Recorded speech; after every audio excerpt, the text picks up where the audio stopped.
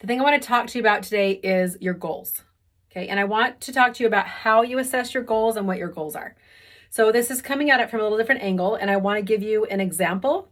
And then I want you to apply that example to what your own specific goals are and maybe how you've been assessing yourself and assessing the progress that you're making.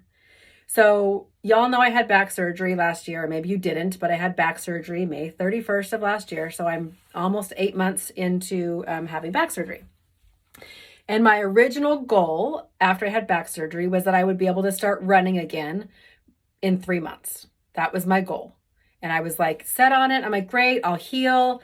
And I, looked in all the Facebook groups, through like my running groups, and they're like, oh yeah, I had surgery and I was running in 3 months and everything was great. And I'm like, oh, okay, fine. So I'll be able to run in 3 months. This will be awesome.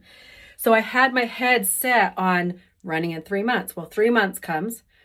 I go back to the doctor, my neurosurgeon, and he's like, everything looks great on your scans. I said, can I run yet? And he said, no, you cannot. I was like, well, what the H? Why can't I run yet? Well, I couldn't run yet because he said things could still move. Running was high impact and my bones could move. Like it takes 6 months to 9 months to a year for your bones to completely grow back and heal after they poke all the holes in them with screws. I was like, okay. So then I was like, okay, by December. He said 6 months. So by December I can run, right? So that was the next goal that I had, was I can run in December. Now, mind you, in the meantime, I was having a personal mental battle with hating to walk on the treadmill.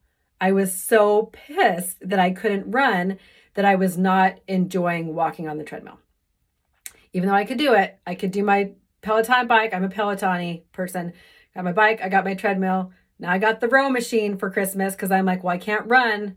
So I could do all these other things. And I pushed against that for so long. So here comes December. And I think, great, I can run in December. Sure enough, what does the neurosurgeon say? Nope, come back at the end of February. We'll do another scan. Hopefully by then, I feel comfortable with you running. Okay, so here my original goal was to run in 3 months, right? I went in, I was positive, I had all the great intentions in the world, and then no go. And now it's been almost 8 months. It has drug out for so long. So what does this have to do with your personal goals? Why am I telling you this story?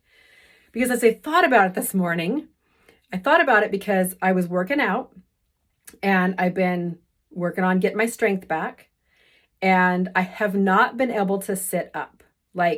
From a laying down position, if you were going to do an actual sit up, I'm like a turtle. I have to roll to the side and then I have to pull myself over with my hands, and then I have to get up because I haven't, my lower back is tight and I can't lift myself up. I don't know what my problem is. Can't lift myself up. So I've been working, I went to some physical therapy to help with my muscles and all that. I've been working out.